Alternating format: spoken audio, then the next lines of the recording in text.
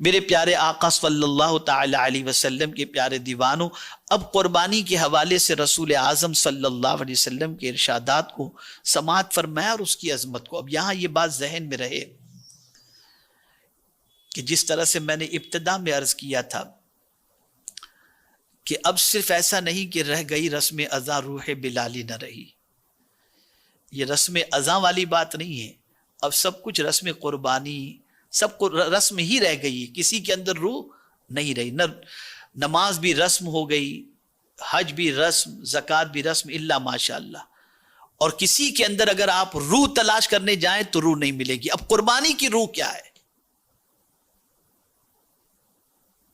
اور ذرا اس روح کو ہم اپنی زندگی میں قربانی کے وقت تلاش کریں تو قرآن نے اس کو مینشن کیا، لن ینال اللہ لحومها ولا دماؤها ولکن ینالہ التقوی منکم۔ یہ گوشت نہیں پہنچتا اللہ کی بارگاہ میں، یہ خون نہیں پہنچتا اللہ کی بارگاہ میں، تقوی پہنچتا، اور تقوی کی جگہ دل ہے۔ آقا کریم صلی اللہ علیہ وسلم نے فرمایا التقوی ہا ہونا۔ اب یہاں اس کو تھوڑا سا مینشن کر دوں، سمجھا دوں، یہ تقوی جو ہے نا، یہ تین چیزوں سے حاصل ہوتا ہے۔ تقوی کے حصول کے تین ذرائع ہیں۔ پہلا ذریعہ ہے ڈر کے ذریعے تقوی حاصل ہوتا ہے کہ بندہ جو ہے عذاب سے ڈرے، اللہ کی پکڑ سے ڈرے اور متقی بن جائے۔ اس کو آپ ڈرائیے کہ اللہ عز و جل تم یہ گناہ کا کام کرو گے تو اللہ تمہیں عذاب میں گرفتار فرما دے گا، جتنے بھی اس کے عذاب ہے اس کا تذکرہ کیجئے تو اس کے اندر تقوی کسی حد تک پیدا ہوگا۔ یہ کسی حد تک تقوی کے ایک درجے کے اندر ہے، لیکن اعلیٰ درجے پر یہ تقوی نہیں ہے۔ دوسرا تقوی ہے امید پر، کہ بندہ اللہ عز و جل سے امید رکھے کہ میں اللہ سے ڈروں گا تو پروردگار جل جلالہ جو ہے مجھے جنت عطا فرمائے گا، مجھے نعمتیں عطا فرمائے گا۔ یہ بھی آدمی اس وجہ سے بھی اللہ سے ڈرتا ہے کہ میں ڈروں گا تو اللہ تعالیٰ مجھے جنت عطا فرمائے گا، تو امید پر بھی۔ تو تقوی کا دوسرا درجہ امید۔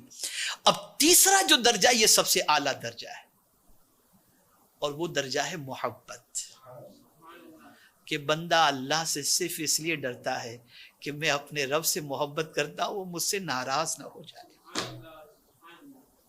یہ اعلیٰ درجے کا تقوی،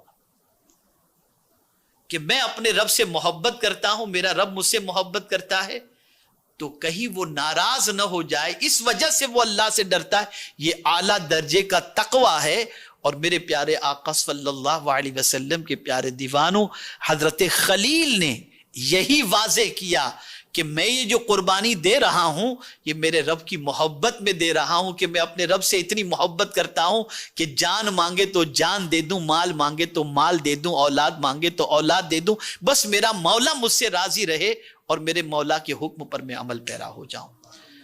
اب اسی لیے قرآن کا لن ینال اللہ لحوم، ہرگز تاکید کے ساتھ، تاکید، لن تاکید کے لیے آیا کہ گوشت نہیں پہنچتا، تقوی پہنچتا۔ یعنی تم نے قربانی کس لیے کی ہے؟ تو قربانی کا در حقیقت مقصد یہ ہے کہ تم جہاں اپنا پیسہ لگا رہے ہو جانور خریدنے کے اندر، وہیں پر قربانی کے وقت تمہارے ذہن کے اندر یہ ہونا چاہیے کہ میں یہ قربانی حضرت ابراہیم علیہ السلام کی سنت پر، جیسے سوال پوچھنے والے صحابہ نے پوچھا تھا ما ہذہ الاضاحی، قربانیاں کیا ہیں؟ یہ سوال پوچھا گیا تھا، قربانی کیا ہے، یعنی قربانیاں کیا ہیں؟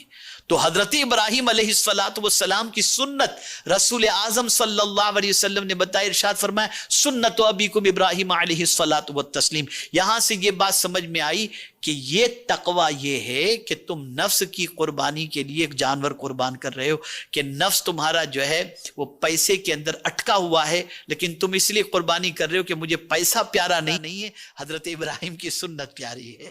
اسی طریقے سے میرے پیارے آقا صلی اللہ تعالی علیہ وسلم کے پیارے دیوانوں، ہم اپنے مال کو اپنے رب کی محبت پر فوقیت نہیں دیتے، بلکہ رب کی محبت پر جو ہے اپنے مال کو فوقیت نہیں دیتے، فوقیت جو ہے مال پر رب کی محبت کو دیتے ہوئے ہم یہ قربانی کرتے ہیں۔